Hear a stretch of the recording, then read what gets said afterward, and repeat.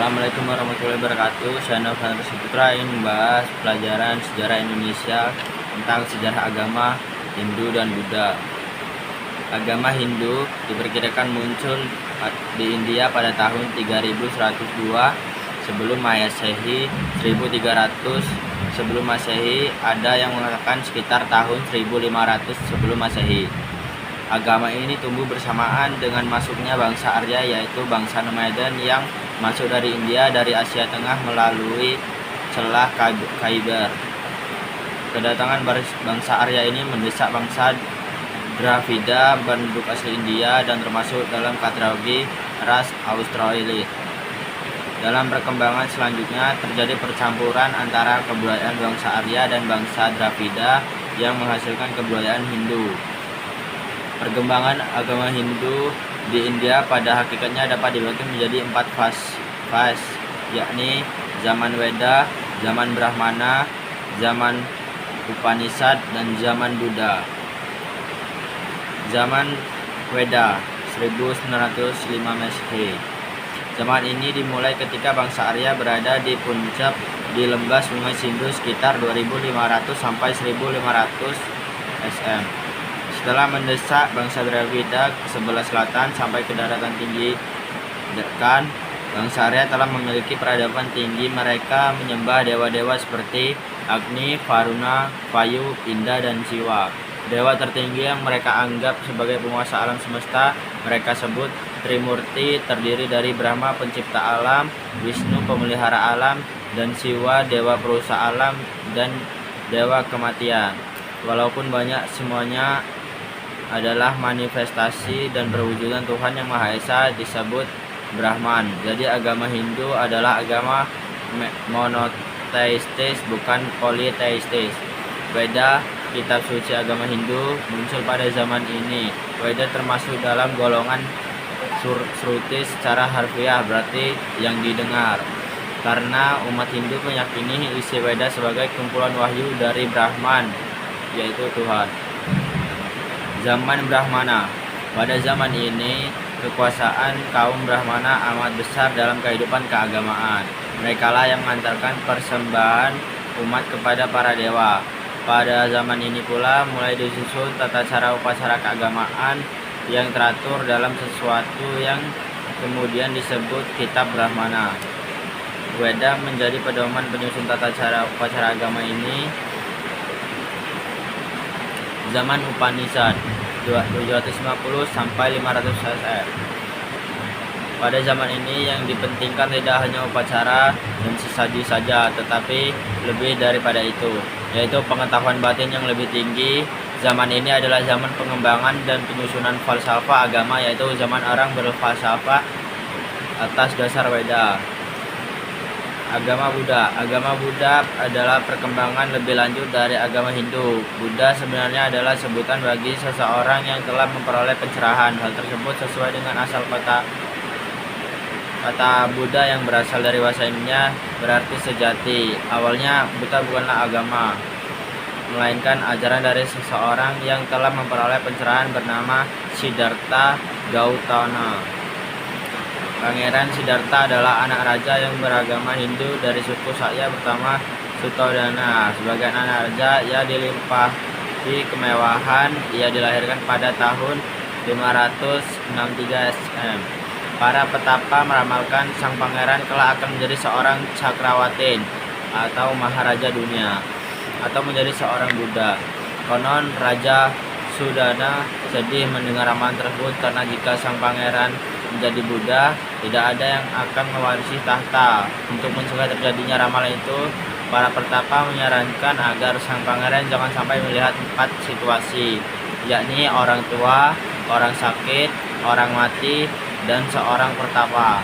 Itu berarti ia tidak diperkenankan keluar dari istana.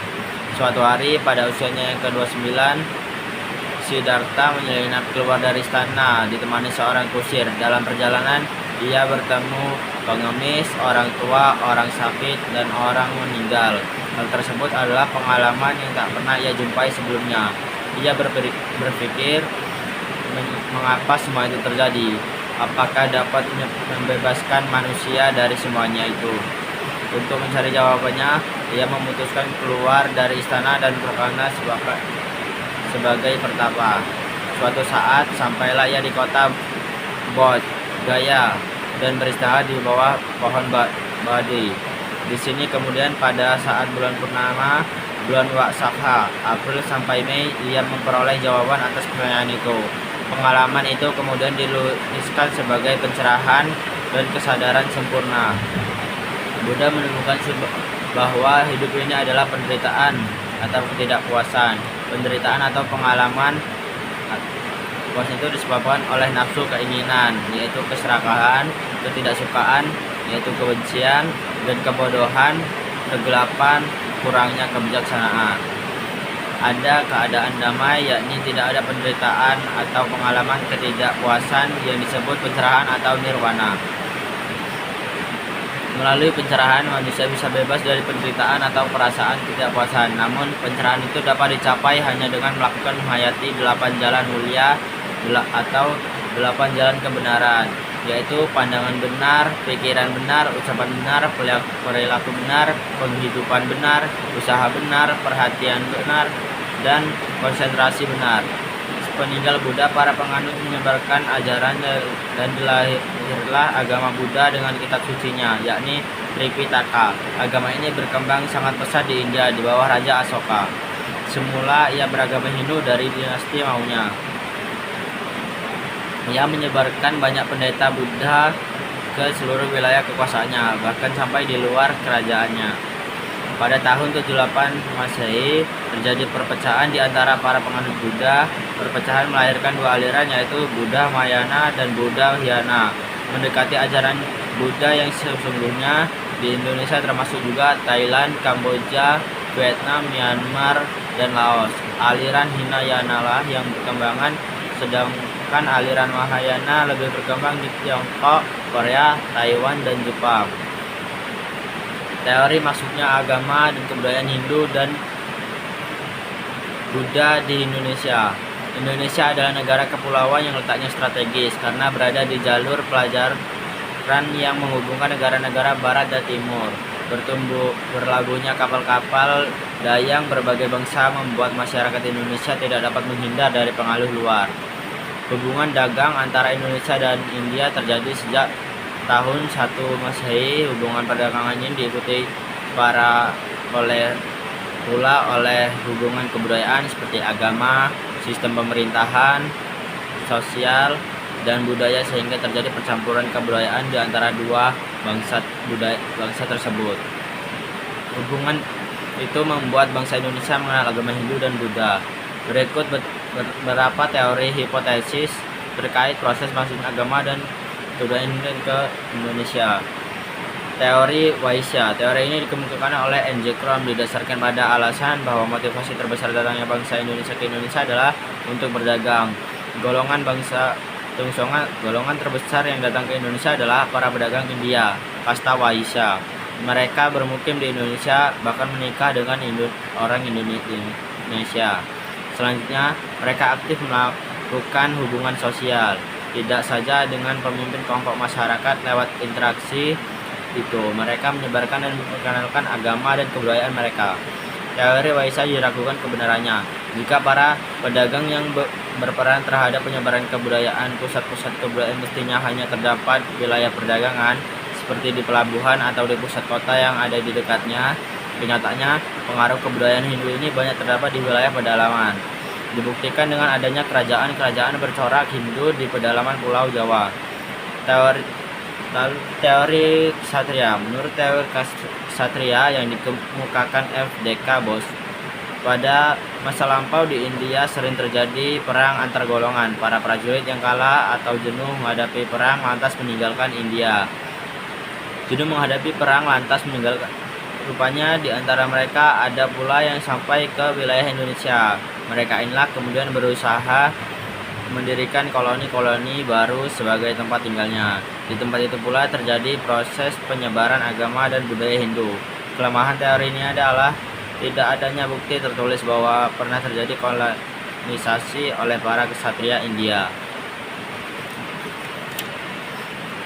Teori Brahmana. Menurut teori yang ditemukan J.C. Valeur ini, para Brahmana datang dari India ke Indonesia atas undangan pemimpin satu dalam rangka melegitimasi kekuatan mereka sehingga setara dengan raja-raja di India. Teori ini didasarkan pada pengamatan terhadap sisa-sisa peninggalan kerajaan-kerajaan bercorak Hindu di Indonesia, terutama prasasti-prasasti berbahasa Sanskerta dan huruf Pallawa. Di India, bahasa huruf itu hanya digunakan dalam kitab suci Weda dan upacara keagamaan, dan hanya golongan Brahmana yang mengerti dan menguasainya. Teori ini pun diragukan kebenarannya, alasannya kendati benar hanya para Brahman yang dapat membaca dan menguasai Weda, dan para pendeta itu pantang menyeberangi lautan. Teori arus balik. Menurut teori yang ditemukan oleh G. Childers ini, berkembangnya pengaruh dan kebudayaan India ini dilakukan oleh bangsa Indonesia itu sendiri.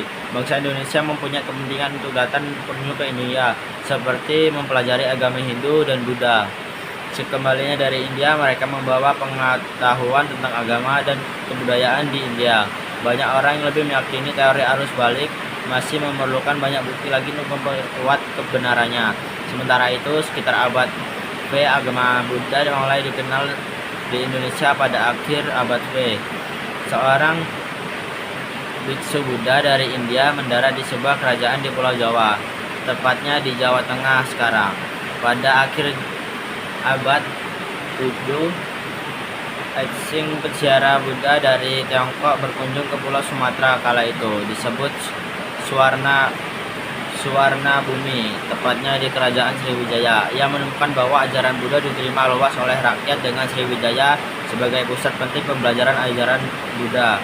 Pada pertengahan abad VII, Jawa Tengah berada di bawah kekuasaan raja-raja dinasti Shailendra yang merupakan penganut Buddha.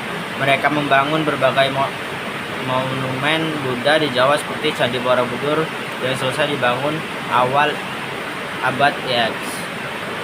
Kerajaan-kerajaan Hindu Buddha di Indonesia. Kerajaan Kutai. Agama Hindu abad IV, letak Kutai, Kalimantan Timur. Raja terkenal Mulawarman.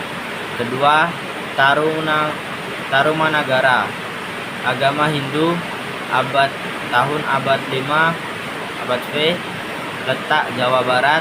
Raja terkenal Purnawarman. Yang ketiga, Pajajaran, Sunda. Agama Hindu tahun abad VI sampai XVI, Bogor, Jawa Barat. Raja terkenal Sri Baduga Maharaja. 4. Melayu, Buddha, agama Buddha.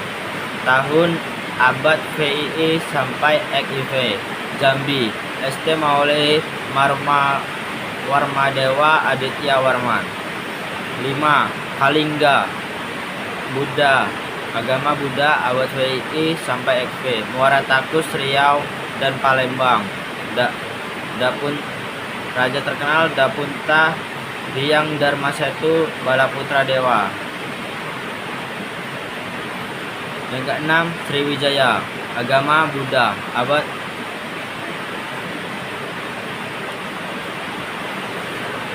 Yang ketujuh, Mataram, Hindu Sanjaya, Hindu dan Buddha Shailendra lalu kembali ke Hindu, Raja Palekatam Sanjaya, agama. Tahun abad VII.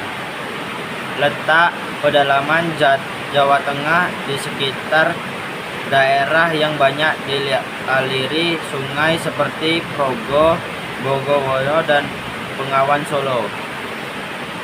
Raja terkenal Sanjaya, Rakai Panangkaran, Sumatera Tungga, Rakai Pikatan.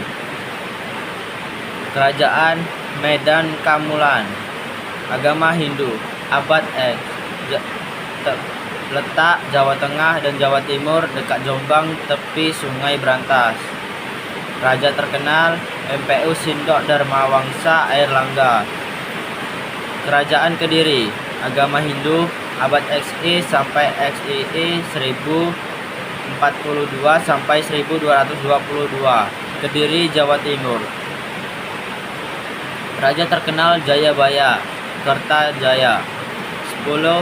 Singasari, agama Hindu, abad XII, Singasari, Malang, Jawa Timur. Raja terkenal Kenarok, Ranggabuni, Kertanegara, Jayakatwang.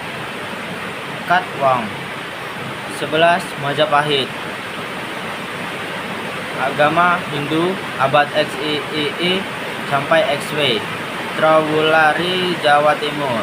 Raja terkenal Raden Wijaya Hayamwuruk.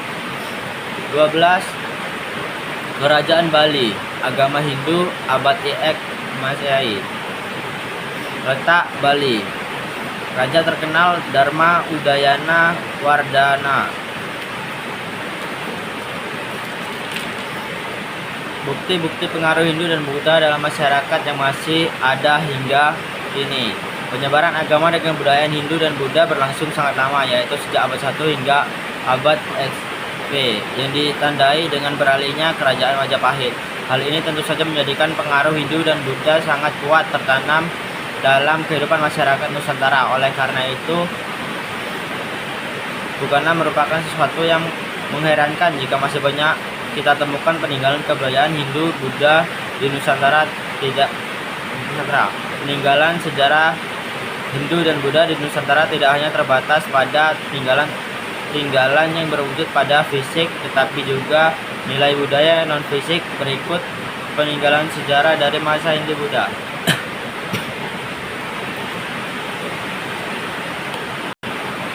Bahasa dan tulisan. Masuknya bangsa Indonesia atau kebudayaan Hindu ke Nusantara sejak abad 1 Masehi mengantarkan masyarakat Nusantara ke budaya tulis atau masa aksara. Masa mereka mengenal dan mempraktikkan tradisi tulisan. Budaya tulis itu menggunakan bahasa Sanskerta dengan huruf Pallawa, yaitu sejenis tulisan yang ditemukan juga di wilayah India. Bagian sejenis tulisan yang ditemukan juga di wilayah India bagian selatan. Dalam perkembangannya, huruf Pallawa menjadi dasar dari huruf-huruf lain di Indonesia seperti huruf Kawi, Jawa kuno, Bali kuno, Lampung, Batak, dan Bugis sampai Makassar. Adapun bahasa Sanskerta digunakan hanya di lingkungan terbatas, yaitu di lingkungan istana dan oleh para Brahmana dalam upacara keagamaan.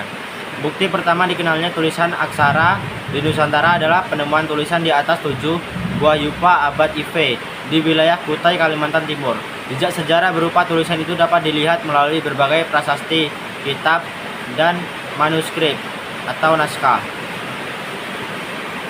Prasasti adalah kata bahasa Sanskerta yang berarti pujian, merupakan piagam atau dokumen yang ditulis pada bahan yang keras dan tahan lama yang memuat informasi tentang sebuah peristiwa di antara berbagai sumber sejarah kuno Indonesia seperti naskah dan berita kuno asing.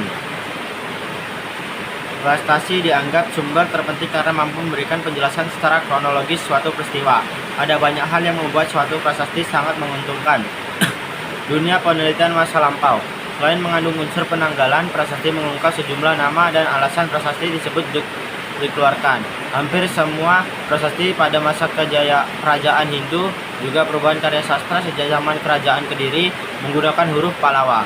Meski sebagian berisi pujian terhadap raja dan beberapa lainnya berisi tentang silsilah suatu tokoh, utang piutang, dan kutukan atau sumpah. Sebagian besar prasasti yang ditemukan di Indonesia berisi tentang sima, yaitu tentang perpindahan hak, pengumpulan pajak dengan imbalan, dan pemberian jasa pada lembaga agama.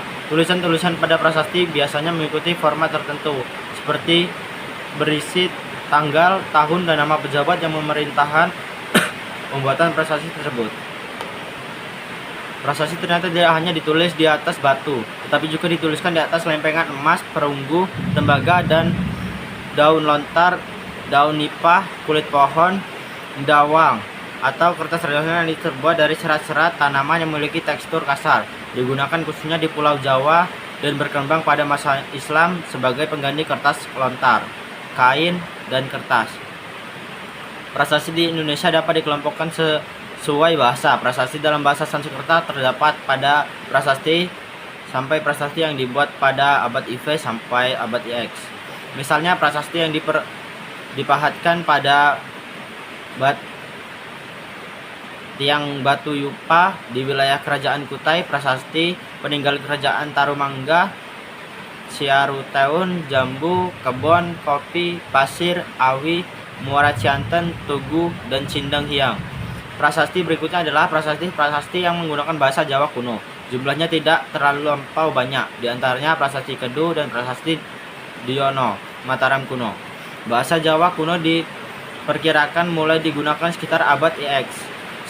Selain kedua bahasa tersebut, ditemukan juga prasasti dalam bahasa Melayu kuno yang ditemukan di Sumatera. Contohnya prasasti Kedukan Bukit, prasasti Talang Tugo, dan prasasti Telaga Batu, semuanya peninggalan Kerajaan Sriwijaya. Selanjutnya, prasasti dalam bahasa Bali kuno biasanya digunakan oleh kerajaan-kerajaan Bali. Selain huruf Palawa, prasasti ini menggunakan huruf Jawa kuno dan Pranagari. Contohnya prasasti Julah dan prasasti Ugrasena.